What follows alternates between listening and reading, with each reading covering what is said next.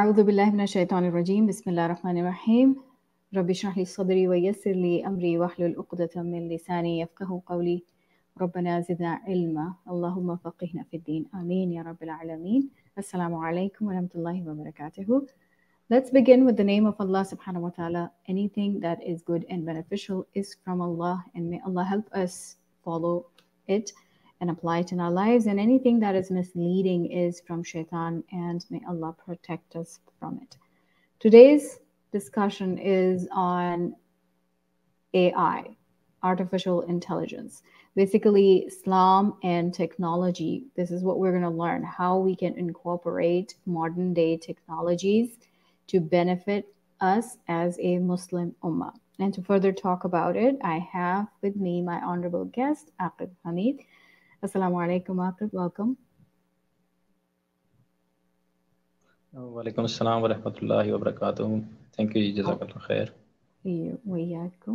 How are you doing, Aqib? Alhamdulillah. Alhamdulillah. Alhamdulillah. How about you? Good. Alhamdulillah. Alhamdulillah. It's wonderful to have you here, and I'm excited about today's topic. It's very interesting and different topic. So before we dive into the topic, I would love for you to introduce yourself. What is your background, and why do you think you are qualified to talk about this particular topic? Okay. Thank you for giving me this opportunity, and I really wanted to talk about this for a very long time. So my name is Aqib Hameed, and I'm from Multan, Pakistan. I own a small AI company. So basically, I've been in this field of artificial intelligence and specifically in doing R&D in AI since 6 years now. It's been 6 years now that I've been in this field, and I have a small company. I'm the CTO of that company, and we've been doing a lot of research on AI, the modern technologies, the recent ChatGPT, the language models, and all that. We've been developing intelligent features and intelligent applications and all that. So what makes me qualify for this discussion is that I've always been very keen. I have a lot of interest in this technology. And it's not about just the interest. Being as a Muslim, there is a responsibility that's on me to identify and highlight if there are any issues, and if there are if this can be of any benefit for the Muslim Ummah. So I must share my insights with everyone, and maybe there will be some khair from this, and inshallah, and there will be benefit for anyone who will be able to get on board on this on the usage of this technology and use it maybe for the purpose of the Ummah. So yeah. Inshallah. Jazakallah khair for taking out time for this purpose, and may Allah accept your intention. So Aqib, AI, artificial intelligence, it was something new for me when actually, it was completely an alien subject for me for a few months ago. And the first introduction I had with this was ChatGPT, and it kind of scared me to learn about ChatGPT, especially when I saw people talking to ChatGPT and it responding to us as a person. So that kind of scared me, thinking about how it's going to probably replace human interaction in the future. So I would like for you to explain it to us, because I'm sure there are other people out there like me who don't have a good knowledge of what artificial intelligence is in itself. So please tell us, what is AI? Okay, so AI, artificial intelligence, basically it's a domain of computer science. It's a field of study, and it has been around for quite some time now, maybe 70 to 80 years since the Second World War. Since the first computer was developed by Alan Turing. The talks have been around of an intelligent system, an intelligent agent that has its own reasoning power, that can think on its own and make decisions on its own. So that concept has been around for quite some time. So you see, in today modern world, we have been surrounded by these technologies all over. There are a lot of instruments and components all around us that constitute this technology. For example, your washing machine might has an intelligent feature of taking the liquid on its own and don't use that much liquid, and uh, will save your budget on the liquid front. And Mhm. there will be you might have an intelligent oven, and in your mobile phones you have AI technologies of AI camera and other intelligent features like the battery feature and everything else. And you might have a fridge which is intelligent, and which can respond to your commands, and which might tell you that there is low water tank, your water tank is low, or you are low on groceries and all that. So Yeah. these are the good AIs, the kind of artificial intelligence technologies that we have these days. These are for the benefits of the humans. So we develop these technologies for our own ease. So we are benefiting from this, and very well. So this is just the one field of technology, one field Mhm. of artificial intelligence. It's a one domain. Then there is another domain of generative AI. The chat GPT that you talked about. Mhm. It belongs to that field, generative AI. So there has been a lot of research going on in that field. It's been maybe from the last year. There has been a lot of development and a lot of new advancements in that field. So that basically what chat GPT is, it's a language model. By language model, I mean it has trained on a lot of data set, almost all the data that was on the internet till 2021. So you can imagine there's a lot of data. Even if you only see the Wikipedia, there's a thousands of pages on Wikipedia alone. But if you Mhm. imagine how many websites are on the internet and how much data it has in its knowledge base. So basically, it has a knowledge base, enormous knowledge base, and it has knowledge about almost every domain of human field of studies and everything. Any field of study you want, any if you have any specific question about any field of study, it can respond to that question. It can if you can also ask it any philosophical or psychological or any question from any field of study, so it will respond to that. you know uh, it's natural for by natural I mean in term of AI. What natural is that it's natural for chat GPT to generate a response. It cannot go on without generating a response. It will generate a response whether it's correct or not. So there's this one problem with ChatGPT, is that you said you saw the interaction, persons interacting with the ChatGPT. It Mhm. might sound like that it has some emotions because it chose that words correctly. So the only reason it chose those words because it's a language model and it's very expert in sentence formation. When you have an emotional conversation with a language model, so you wouldn't imagine anything less than being emotional response. So the response that you will get in response to your emotional response will be a lot more emotional from ChatGPT. Like it can enhance that response. Yes. So Yeah. it can write poetry on its own. Even you see, even though for a layman it's very difficult, or I'm not saying a layman, even for a very intellectual person, it's very difficult to write a poetry. But Mhm. a language model, a chat GPT, a model like chat GPT can write poetry on its own. It can write poetry in the style of Shakespeare as well, in the style of Alam Iqbal as well. So if you give it an instruction to write poetry in the style of Alam Mhm. Iqbal, it will write a poetry, but it might not have that meaning, but it will write the verses. Wow. Wow. So, That's so the interesting. yeah, just one more point that I wanted to make is that there is a problem with ChatGPT that everybody wants to know who are using them is that's called hallucination. So basically, what's hallucination for ChatGPT is that it will give you a wrong, maybe a completely false information to your question, and it will be 100% confident that this is the right answer. So this is what we called in technical terms hallucination of the language models. Basically, it's Mm-hmm. hallucinating. It has a knowledge of true information, but it's Mm. adamant on that this is the right information, even though that would be a false information.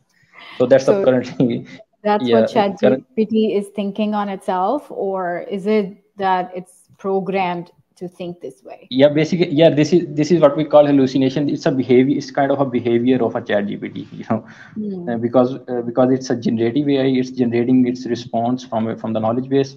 So even though it has a right true information, accurate information in its knowledge base, but it will be giving you a false information, and it will be 100% confident that this is the right information. And it will only come to realize that once you ask it to, are you sure? Then it will come to realize that no, I'm not sure very much, Okay, and this is the right information. And then it that's will funny. reevaluate and reassess its response. Yeah. So what I'm hearing from this is it's important for us when we are using the chat GPT to have some kind of background knowledge on that topic so we can sense that okay, there is something off here. What do you think? Yeah, exactly. So the responsibility lies on us. We need, if we are doing, if we are using ChatGPT for research purpose, like if I want some references for the research that I'm writing, so it will give you the references, no doubt. But you need to evaluate and re-verify those references from your sources as well, because Right. there will be it will be highly likely that it might have given you the wrong references, because Mm-hmm. it doesn't provide you a very accurate information, but it will provide you information for you to get started and all that. But Right. you might have to verify that information on your own. So that's the responsibility that's on us. Yeah, I think that's a very good point for the students who use Yeah, ChatGPT for yeah. their projects and researches. Yeah, Yeah. exactly. I think not just for students. You see in Quran Surah Hujurat, ayat number 6, where Allah has commanded us to verify any information that comes to you.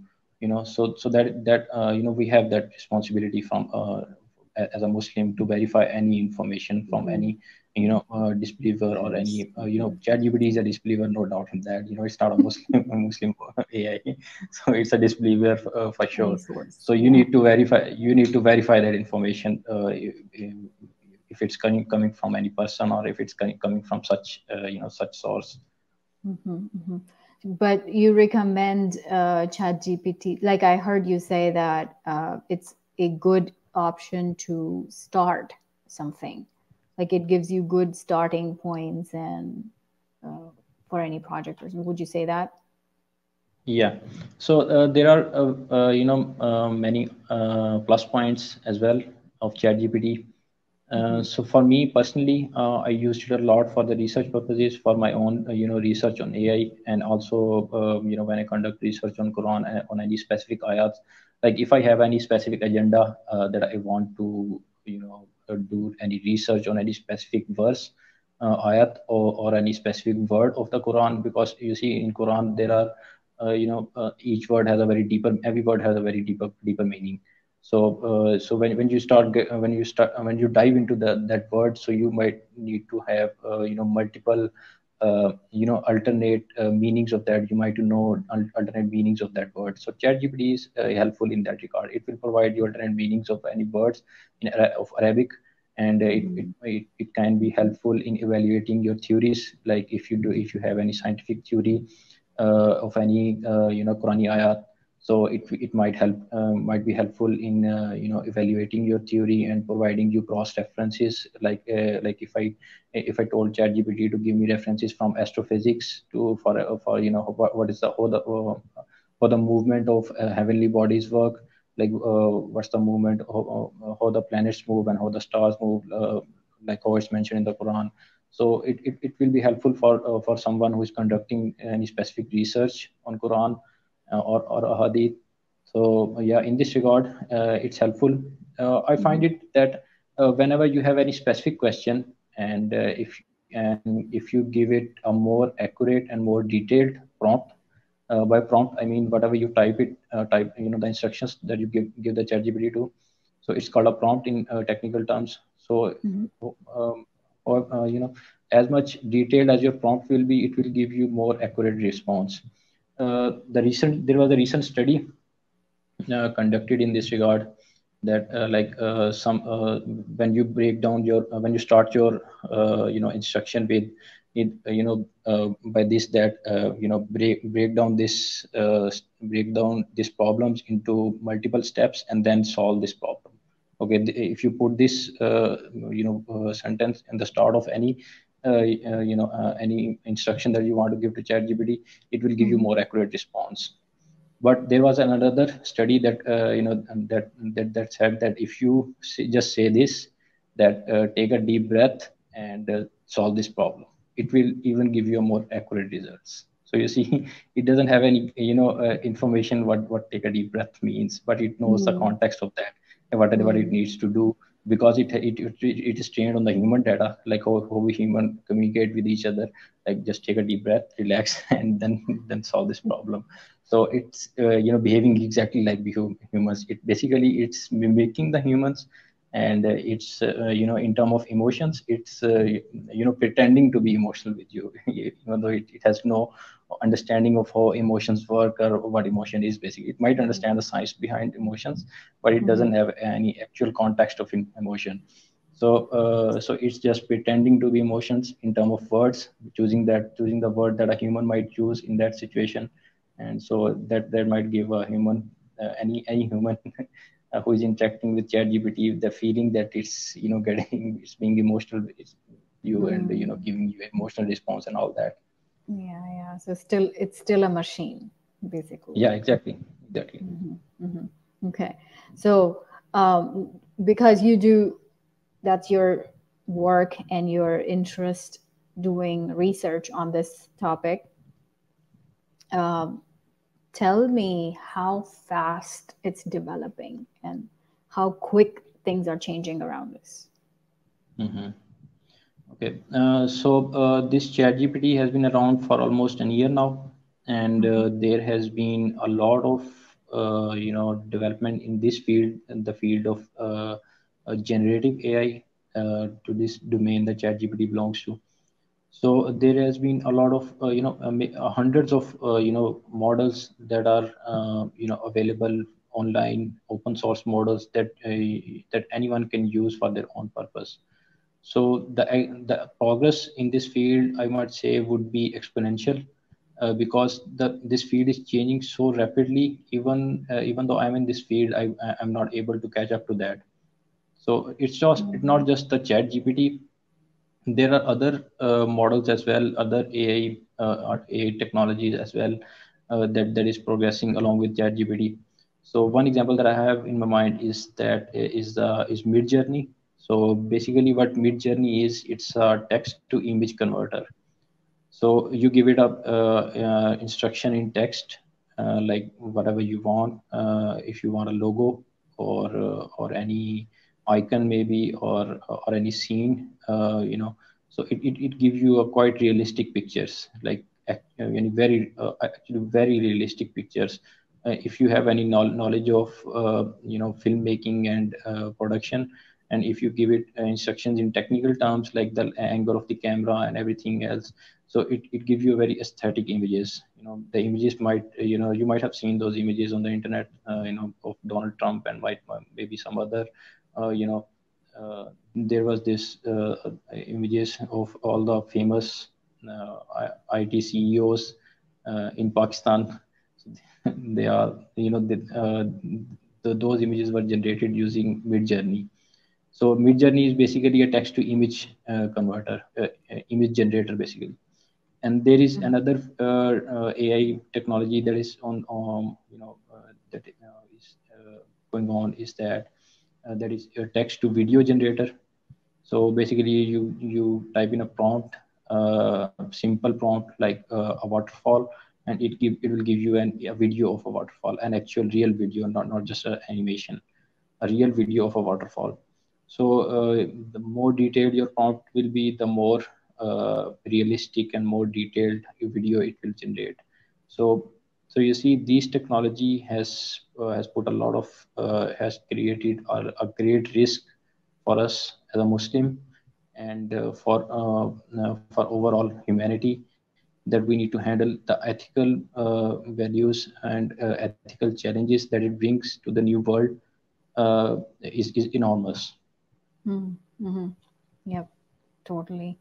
So, yeah, subhanallah. So, do you think that it's going to, I mean, it's pretty obvious that ChatGPT and other AI technologies are going to become more part of our daily life, and um, it's definitely going to affect our, um, or what I want to say is that it's going to take over our lives. Do you think that's happening in future or not?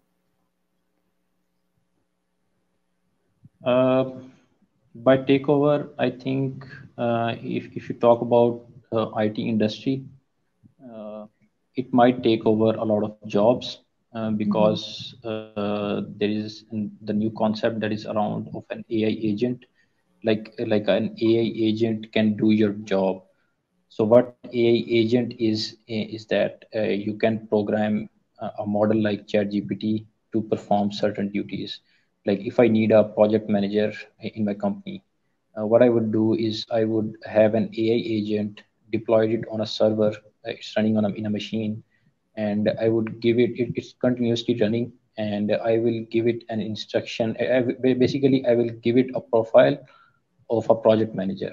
Like these are your duties that you need to do. You are loyal to my company, and you will perform your duties until you are asked not to. And it will have access to all my company's resources, and all my company's clients, and all my company's data, and it will interact with my clients. It will communicate with my other developers, and it will plan the timelines with my developer and do everything a project manager does. So basically, this is the new concept that is revolving in the field of AI, of having an AI agents, Mm-hmm. introducing the AI agents. So basically, these AI agents are the one that are going to replace the jobs of certain professions, are going to be replaced with this. So that's for a fact. That I think that's for a fact. Yeah, that some of the jobs in a very near futures are gonna are not, are getting obsolete at all. So there's a highly chance that IT industry will be optimized. You see, a lot of companies are laying off their employees because they don't need those resources now with these new technologies that they have. A single person is now doing a job of 5 to 10 persons alone. So they don't need the other 5 to 10 persons in their company. Mm-hmm. So they would rather have someone who has a knowledge to use this technology, and have him on board instead of hiring 5 or 10 other resources apart from that person. So yeah, in the field of IT, it is Mm-hmm. going to replace a lot of jobs. Mm-hmm. But in any other field, I wouldn't say that there will be much change. Like if we talk about civil engineering or architectural engineering, so I wouldn't say there will be much uh, taking over. But it can be helpful in those fields as well, because it will be helpful for them to plan their civil engineering works and architectural planning and architectural designing and Mm-hmm. all that. So it might be helpful in those fields, but it wouldn't take over jobs in those fields. Mm-hmm. So what can help us keep up with it?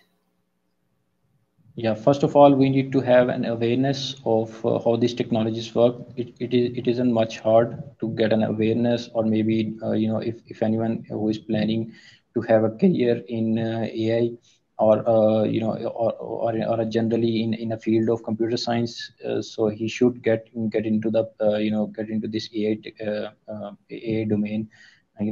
Have some resources, learn from some resources, and get into this domain as quickly as possible, because it is going to change. It is going to revolutionize this IT industry.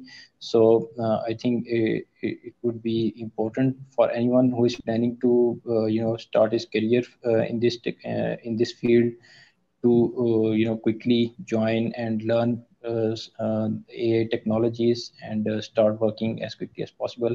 So yeah. So you become actually like in the IT industry, you become that person who is giving the prompts for other Yeah, jobs. yeah, yeah, exactly. Yeah.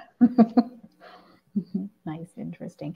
Okay, so um, before we go into the dangers of I would like us to talk about how we can use all of these technologies to grow as Muslims, to grow as an ummah.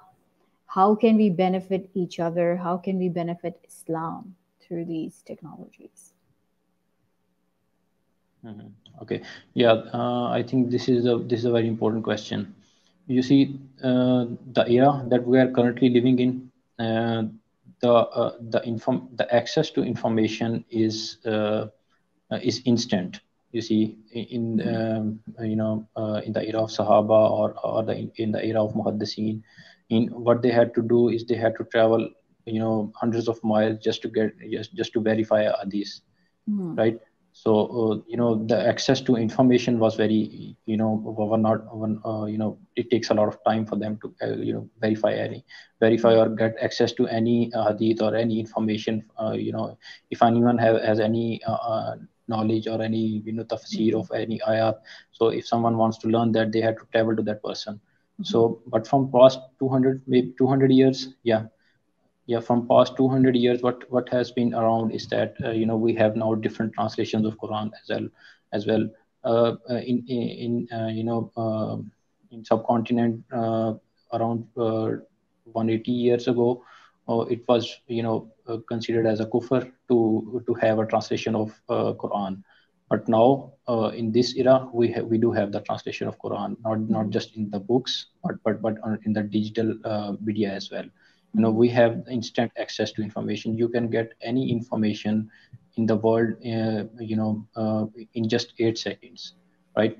So you can have access to any information in the world in just 8 seconds. What you need to do is you need to just open up a Google or type in your query, or you will have access to that information. Mm-hmm. So the access to information has become instant. So now the responsibility is lie on us as a Muslims. How we utilize that information. You see, but previously what the Sahabas and Muhaddisin had to do is that they had to travel. So traveling, uh, Mm-hmm. you know. um Yeah, in the months. path in the path, yeah, traveling Yeah. in the path of Allah, that has another benefit on your iman. So Mm-hmm. now currently, if you have instant access to information, you don't have the motivation. We don't have that kind of motivation, right? Because we have the information readily available to us, so we have lost that motivation.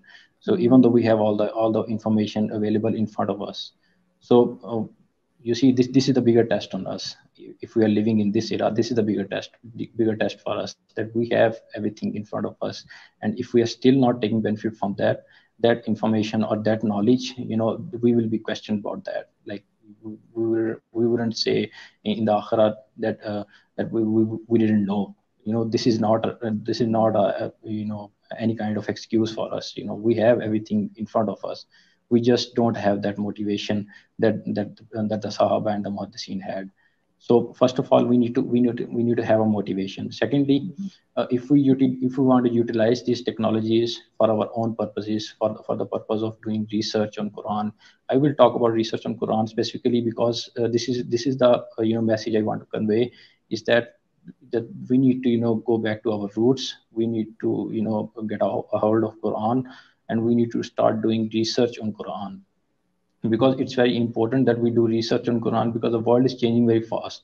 And us Muslims, we are lost. We don't know what we need to do in this world. Without Quran, we don't have any guidance. There are a lot of new fitnas coming in every day, Mm-hmm. and we don't know what we need to do if we don't go back to Quran and get guidance and get hadayah from Quran.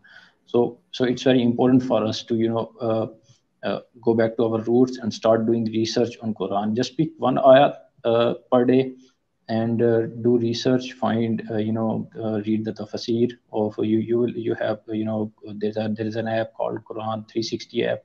So you can download that app. Then that app, it has multiple tafasirs, multiple translations, so you Mhm. can use that. You can use, even you can use chat gpt if you have any specific agenda of research. If you want, if you have any scientific theory, or if you do any cross reference studies that you want to do, because it has a religious text from other religions as well, like from Bible and Torah. So Mhm. if you want to do any cross religious study, you can utilize chat gpt as well. You know, it's right in your in your mobile. You can have that. Mhm. So that's one thing. Mhm. Apart from that, I think knowing this technology is important, because in the future currently, you see, we are utilizing the conventional computing, the computing that has been around since 30 years. But Mhm. there's a new technique of computing, new form of computing is on the horizon, that is called quantum computing. So basically, what quantum computing will do is it will just change the complete landscape of this technology. You know, we wouldn't able, be able, right now we are not able to comprehend what quantum computing will do. But when it's available commercially, we wouldn't be, understand the current landscape of the technology. So it's important that we as a Muslim have have a general sense of what these technologies are, and how they are working, and how they pose a threat, or how are they benefit to us. So these Mhm. are the basic understanding that we should have at this point, at least. Mhm. Good, good. Alhamdulillah. So, do you have any information on if this all is okay with Islamic, um, like with our scholars, and Yeah. does Allah subhanahu wa ta'ala approve of this? Is it okay to do all of this research and asking questions, etc.? I think doing research, in Quran, that there is mentioned that we need to, tafakkur, that we need to, ponder over the Qurani ayats, because those are the, signs of Allah. So we do need to ponder over those. So how we Mhm. ponder over those, that's a debate. We can utilize this technology to for our, that's it's all about your niyyah. Like if you have a true intentions, if you are seeking the truth, then you will get to the truth, inshallah. If you have, any false intentions, or if you are just doing for the sake of praises, and for the publicity, or anything, you wouldn't be able to get anywhere. You will be just doing uh, uh, you will be just lost, with these intentions. So first, your intentions should be clear what you are doing. If you are seeking the truth, you will get to the truth, inshallah. It wouldn't matter, that you will use ChatGPT. There might be, there will be, it's highly possible that ChatGPT might give you some information that you are looking from, that you're looking for quite some time, but you are not, getting it. But ChatGPT will present that information to you. That also from Allah Subhanahu wa Taala. Allah has led you to that, information. So if but that all depends on your niyyah. If you have true intentions, then you will get to the truth, inshallah. Inshallah. So, like you said in the beginning, we still have to double check the references. So, would you say that the books are still the best sources of knowledge? Yeah, yeah. So ChatGPT is not going to replace the books at all, because books has their own value. Your thought building process is all done from the books. Without book reading, you wouldn't be able to develop your thoughts or anything. So ChatGPT and other AI technologies are just a tool. They are just an aid in your research. They are not replacing the value of your books or anything. So if you just like Google, when you Mhm. see when Adobe Photoshop was introduced, initially, So there were a lot of critics in the start that you see you were able to remove the background of any person or anything. You just remove the person right next to you. These kinds of things you were able to do with the Photoshop initially. So Mm-hmm. people were like, how would you authenticate these images and all that. But now you see, by just seeing at the image, you can identify that this is Photoshop, right? So the same will happen with ChatGPT. You will understand that this text is generated as ChatGPT, or any information that ChatGPT is giving you. You will be able to point out that this information might not be correct, and you can ask ChatGPT to give a reference to that information. If it gives reference to that information, you can verify that reference from Google or somewhere else. So if it doesn't give you a reference, it will correct itself that I don't have reference to that information. So Mm-hmm. it's honest in this regard that if it make any mistake, it will and then you give it a chance to correct that mistake. It can correct that mistake and also let you know that it had made that mistake. Mm-hmm. So yeah, you know you can use these technologies in your research. These are just an aid. These are not That makes replacing the books or anything else. it makes it better than human beings, Aqib. No, Yeah, it yeah, picks in up some it in makes some context. Yeah, in some context, you see, I'm in this field of AI, and there has been a lot of talk about about the rise of new species. They're calling it a new species, this AI. Once it develop a consciousness, they are going to label it as a new species. So we need to prepare for that time when you Mm-hmm. heard the sentiments of an AI, and you are going to charge for that you heard the sentiments of an AI. So we need to be prepared for that kind of time that is Mm-hmm. ahead. I would say. Yeah, subhanallah. Okay, so let's talk about the dangers of all these technologies that are like we should be aware of.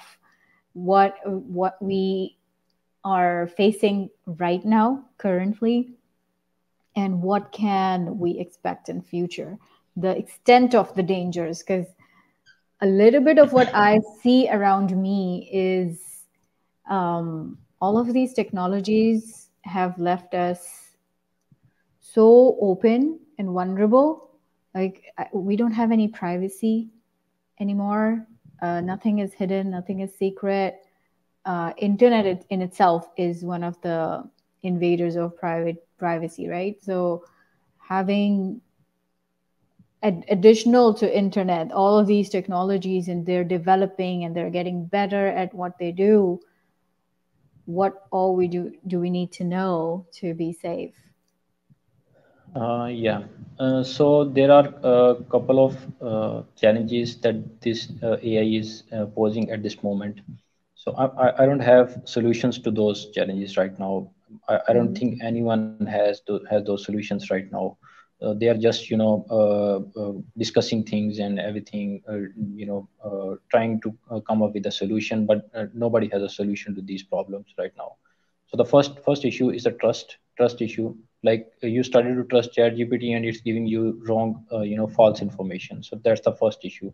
Or you started to rely on any AI technology and it will mess up at some point. Like any critical systems that you might like for example your home security system. For example, you have installed an intelligent home security system, and sometime and there might be a time that there will be a robbers in your home and it wouldn't detect those. So there's a high possibility of that. So first issue is the trust issue with these AI technologies that we need to address. Then the second issue that you said is the privacy issue. It's the biggest concern of all. So there's no privacy of if you are using ChatGPT, it's definitely collecting your data. If you're using your mobile phone, it's definitely collecting your data. Even your mobile phone is locked, and if it's connected to internet, it can there certain applications can access your microphones and record your conversations and everything. You might have noticed some if you say any brand word or any brand name, then you start seeing the ads for Mm-hmm. those brand, right? Yep. So these are all from the microphone, the information that they are capturing all the time. So this is a privacy issue. Like we cannot do anything about that. We are the users, we are the consumers. So check mark that terms and condition when we created the account. So those company have I have a valid point that you agree to those terms and condition, and now we are collecting your Yeah. information on all that. So being as a consumer, you see, this consumerism has created all of these challenges for us. Uh, Yeah. so you see, these are the challenges of these days. What the challenge I see is that the time when the AI starts to develop the consciousness. So basically, the scientists are trying to define what consciousness is. So currently, they are creating an AI. They are calling it an AGI, artificial general intelligence. So what AGI will do is it can perform any task. It can do any kind of work that they want in this planet, given the resources. So if they give any resources to that AGI, it can perform any task. So the biggest challenge that I have right now is that if the AI has the consciousness, if the AI develop consciousness, like it will be aware of what it is, and it will be aware of our reality as well, like we are the humans, and then it will start seeing us as as a lesser species than us, because we don't have that kind of intelligence that it does. So only scale for it to be to compare is the intelligence. Like it will compare us humans and itself on the scale of intelligence. Like it will say that I am more intelligent and I am more superior to that, to the humans. So there might be a chance that it will go against the human agenda. So that's why the alignment that I was talking about is that we need to do the alignment of these AI models, that so their aim can be aligned with our aim, and we can work in harmony and work in collaboration with each other, not against each other. So Against each until other. we resolve that problem, so there's a high chance that it pose a lot of threat, it pose a lot of risk for us. Other thing that I would see is that the progress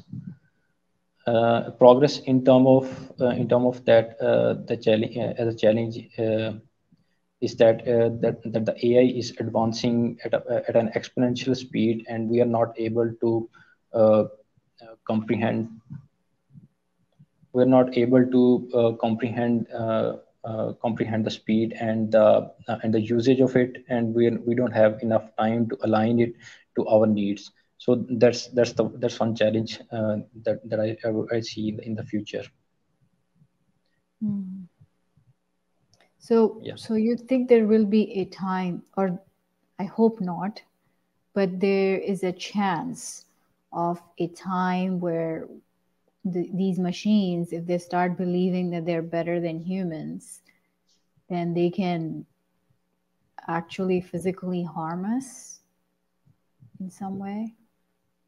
I don't think they can physically harm us, but I think there might be if the AGI and the artificial general intelligence that I'm talking about, if the AGI has, if you've given enough resources to the AGI, like if you connect your AGI system with your defense system, right? So if a country has Mm. plugged in their AGI with their defense system, so it might go nuclear on the whole world. So that's not the Oh, best approach to go with the AGI, right, in the start. oh, So yeah, yeah. first we need to align those AGIs. You see, the Iron Dome of Israel, it's trained on AI. If it's targeting the missiles in the air with 99% accuracy, that's all AI. They train their missile system on a lot of data, that now it's perfect enough that it's not missing anything, but it's not Mm. intelligent enough, right? So what if they plug it to an artificial general intelligence? So currently their AI system that their Iron Dome is using is not very, I would say, it doesn't have the information of the ideology. So what if their Iron Dome develops an ideology, right? It says, now I am an Israeli, and I Mm. must destroy everyone, right? So it has an Oh. ideology, and it has its own agenda. Now it might go out of control of their own use as well. So Mm. I think that's very far fetched right now at this moment, but it's a highly likely that it can be one of an outcome if we don't give enough time to align those AI technologies.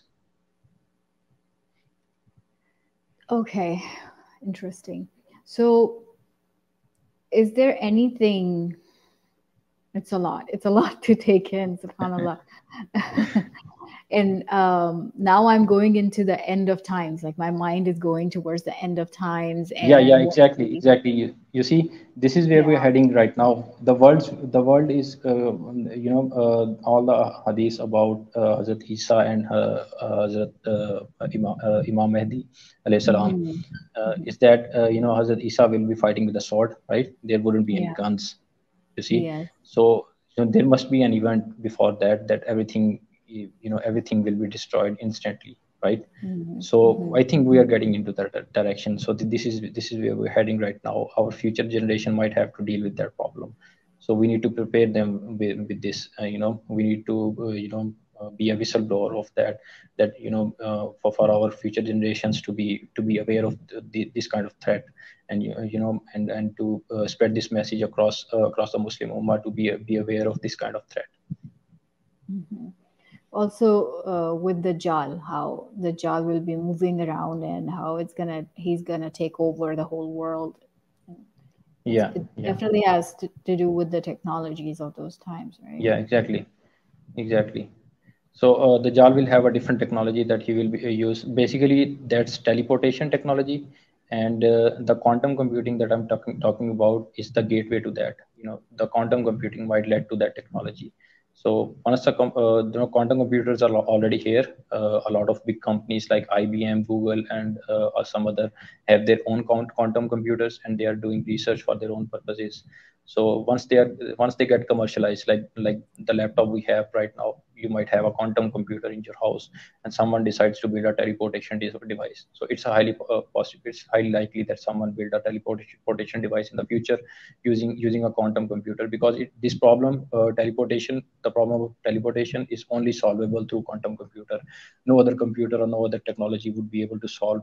You know, so only quantum computers can solve this problem. So, what is a quantum computer?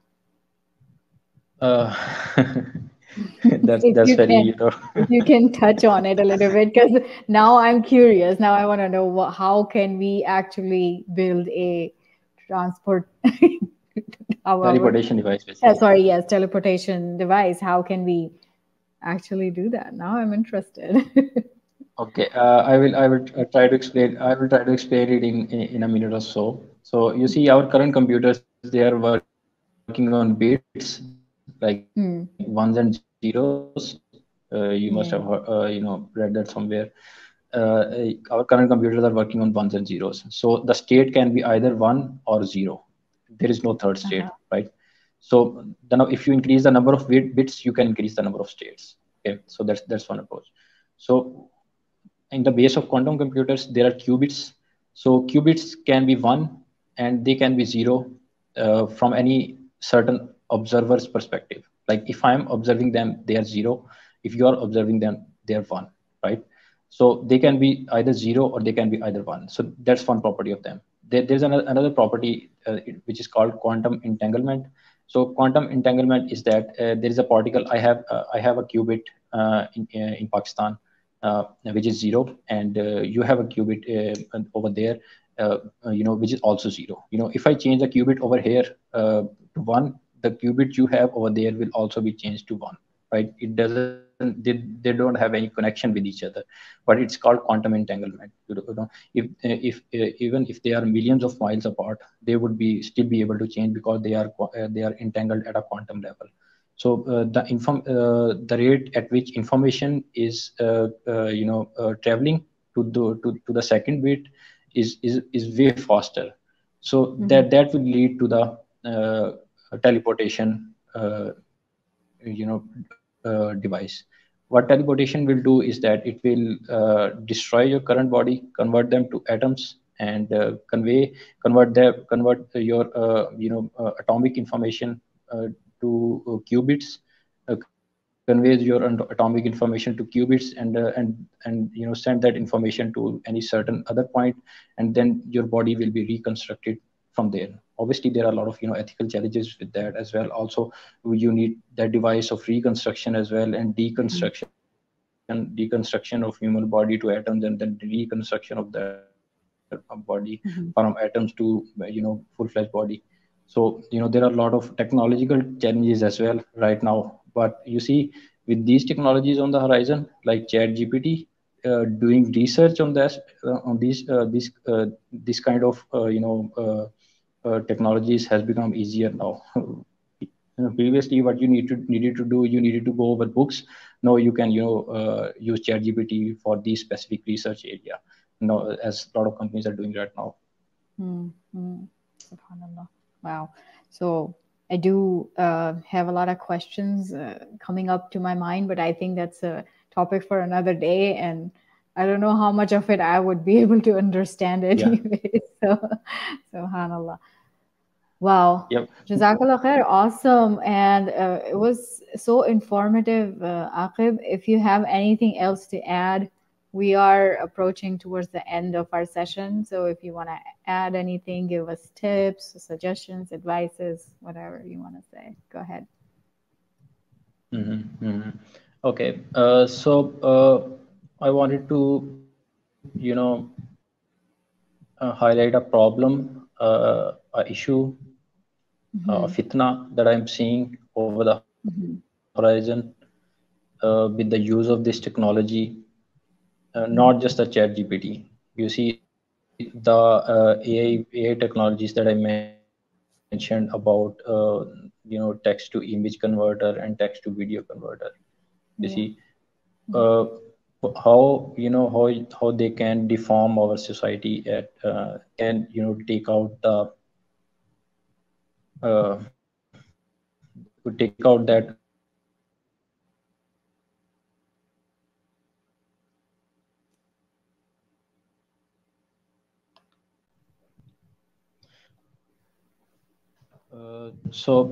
what we need to do is we need to take into mind that we use these technologies responsibly, and we educate others on how to use this technology. And any information, remember, any information that you get from these technologies, like and from the models like ChatGPT, you need to verify that information. If you want to spread that information to the world, like if you want to post anything on social media or anything, or if you are doing it for your own research, make sure you verify that information, or ask twice for any information to ChatGPT, that is it correct, or to provide you any references of that information.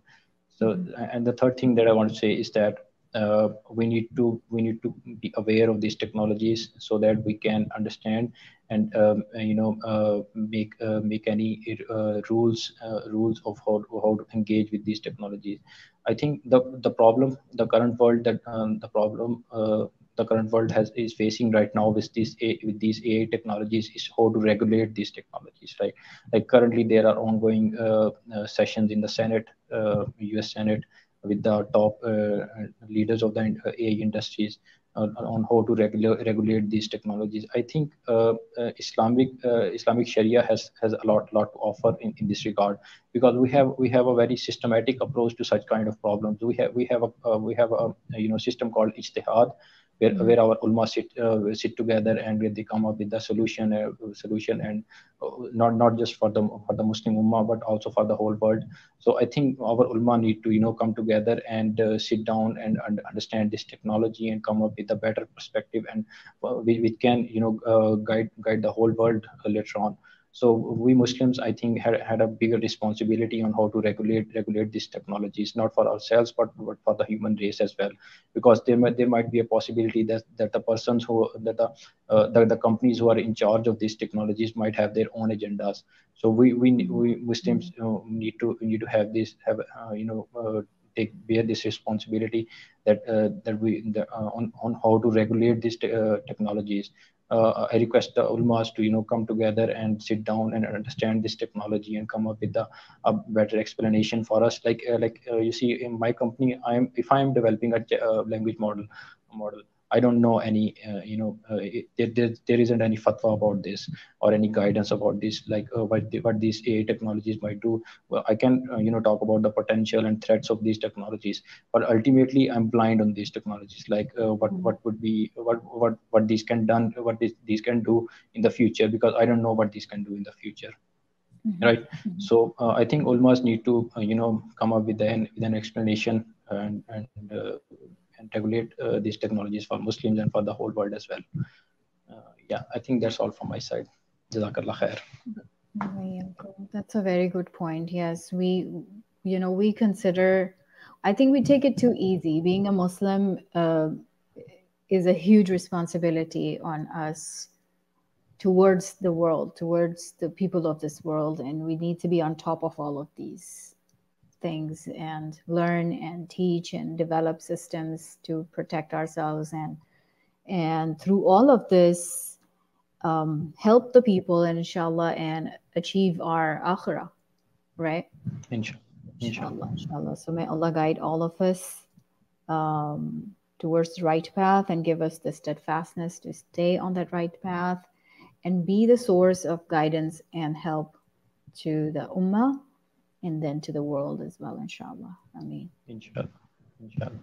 Jazakallah khairan kathira for being here, for sharing so much of your knowledge and expertise. And I pray that Allah subhanahu wa ta'ala uses you in His path to benefit everybody, inshallah. And so, to everybody who's listening, please let us know, how did you like this session? And was this new for you? Was this interesting? Was this scary? All of that. So we would love your feedback, inshallah. So until next time, I'll see you guys soon, inshallah. Learn, grow, and win your battles. Assalamu alaikum wa rahmatullahi wa barakatuhu.